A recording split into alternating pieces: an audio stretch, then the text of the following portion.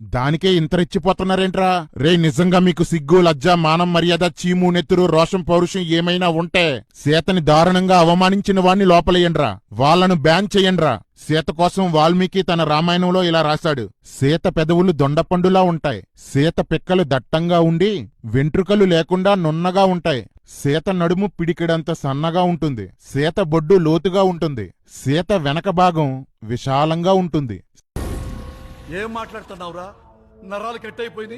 సీత వక్షోజాలు ఎత్తుగా ఉండి గుండ్రంగా ఉంటాయి, సీత చనుమొనలు బలిష్టంగా ఉన్నాయట, సీత నడుస్తుంటే ఆమె వక్షోజాలు నున్నగా ఉండి ఒకదానికొకటి తగులుకొని ఊగుతున్నాయట. జాకెట్లు లేవు కదరా మీ చెత్త సనాతన ధర్మానికి, మీర్రా ఇప్పుడు వస్త్రధారణ కోసం మాట్లాడుతున్నారు? లోపలేం లేదు, డొల్లా. ఇదిరా వాల్మీకి రామాయణంలో రాసిన సీత యొక్క అంగాంగ వర్ణన. అన్వేష్ మాట్లాడిన మాటలకే అతన్ని బాయ్కట్ చెయ్యాలంటే మరి వాల్మీకిని ఏం చెయ్యాలి, రామాయణాన్ని ఏం చెయ్యాలి? వాల్మీకి ఎలాగో లేడు కాబట్టి రామాయణాన్ని బ్యాన్ చెయ్యండిరా ముందు.